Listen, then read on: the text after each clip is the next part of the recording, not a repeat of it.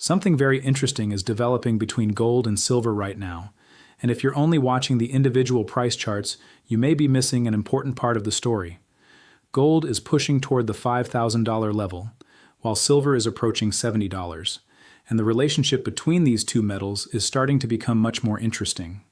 That relationship is measured by the gold-silver ratio, which currently sits around the high 60s. The ratio tells us how many ounces of silver are required to buy 1 ounce of gold. When the ratio falls, silver is outperforming gold.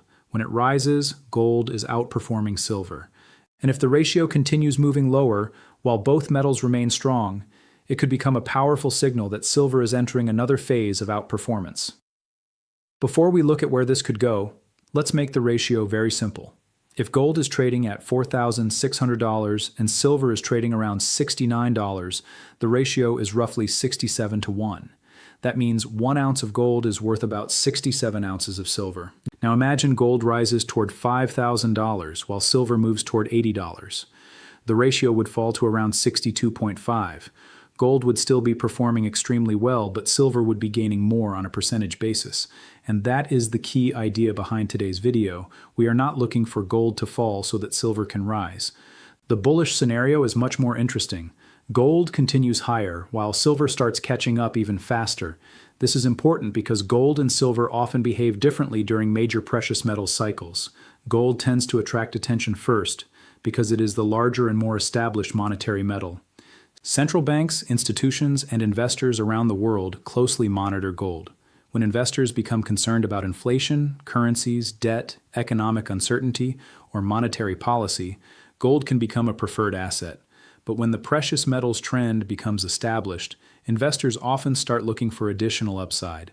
That's where silver can become extremely interesting. Silver is smaller, more volatile, and has a completely different demand structure. It is both a precious metal and an industrial commodity. That combination can allow silver to accelerate when the broader metals market becomes strongly bullish, and that's one of the biggest reasons the gold-silver ratio deserves attention. If gold is already strong and the ratio begins falling, it tells us something important about relative performance. Silver doesn't need to outperform gold every single day. It simply needs to gain more over time. For example, gold could rise 5% while silver rises 12%. Both metals are bullish, but silver is gaining ground relative to gold. If that pattern continues, the ratio falls.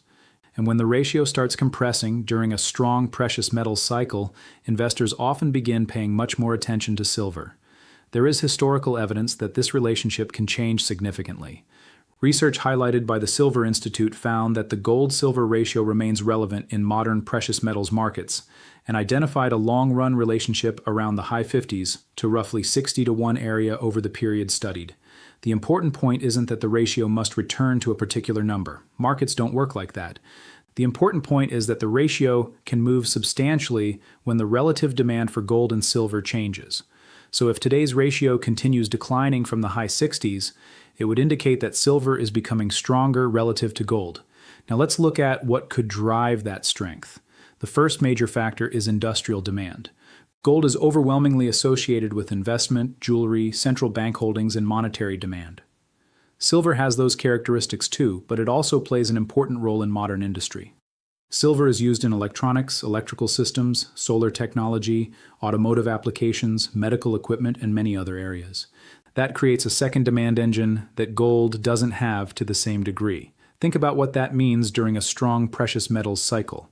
An investor may buy silver because they expect the price to increase, while a manufacturer needs silver because it is part of the production process. Those are completely different reasons to demand the metal, but both can support the market at the same time.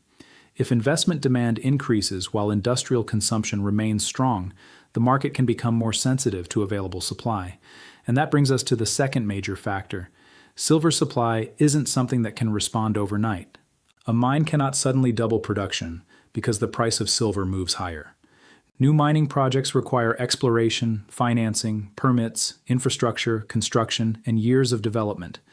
There is another important characteristic of the silver industry as well. A significant amount of silver is produced as a byproduct of mining other metals. That means silver production isn't always directly controlled by the silver price. Even if silver becomes more valuable, producers cannot necessarily increase output immediately. This creates an interesting dynamic. If demand grows quickly while supply remains relatively inflexible in the short term, prices can become the mechanism that balances the market. Higher prices can encourage additional production over time, encourage recycling, and potentially reduce some demand. But those adjustments don't happen instantly. During a strong bull market, that delay can allow prices to move much further before the market reaches a new balance. The physical market is another piece investors should watch. Silver isn't only traded through futures contracts and financial products. Physical bars and coins are held by investors, while industrial users maintain inventories for manufacturing. The Silver Institute has projected strong physical investment demand in 2026 and expects the silver market to remain in deficit for a sixth consecutive year. Again, a market deficit doesn't mean that the world suddenly runs out of silver. It means that mine production and recycling are not expected to fully cover total demand, requiring existing above-ground inventories to help balance the market. This matters because physical availability can become increasingly important when investment demand accelerates. If more investors want physical silver while industrial users continue consuming the metal, the market has to find enough supply to satisfy those buyers. Sometimes that happens through higher prices. Sometimes inventory moves from one part of the market to another, but the underlying point remains the same. Strong demand makes available silver more valuable. Now let's bring this back to gold. Gold reaching $5,000 would be a major psychological event. Round numbers matter in financial markets because they attract attention. Investors who weren't interested at $4,000 may suddenly start paying attention as gold approaches $5,000. Financial media focuses on the milestone. Institutions discuss it. Retail investors start asking where gold could go next. That increased attention can reinforce an already strong trend. But what happens if gold is approaching $5,000 at the same time silver is breaking through $70? That would be a very different situation from one where only gold is rising. If gold moves higher while silver remains stagnant, the ratio could actually increase. But if gold climbs toward $5,000 and silver starts moving from $70 toward $75 and eventually $80, the ratio compresses. That would tell us silver is gaining strength relative to gold. And that's the scenario that could create the most excitement. Silver at $70 is already an important psychological level. If silver can establish $70 as support rather than simply touching it temporarily, traders may start looking towards $75. A sustained move above $75 would then bring $80 into much sharper focus. These levels matter because round numbers create natural areas of attention, positioning, and profit-taking. The market doesn't have to reach $80 simply because people are talking about it, but a strong move through $70 and $75 could make $80 the next obvious target. Another important factor is momentum. Markets can behave very differently after a major breakout. Before a breakout, investors are debating whether an asset can move higher. After a breakout, the conversation changes to how far the move could continue. That psychological shift can attract new participants. Traders who missed the earlier move may enter. Existing investors may add to positions. Momentum strategies can respond to new highs. And suddenly, an asset that seemed expensive at $60 can look completely different at $75. This is one reason silver can sometimes surprise investors.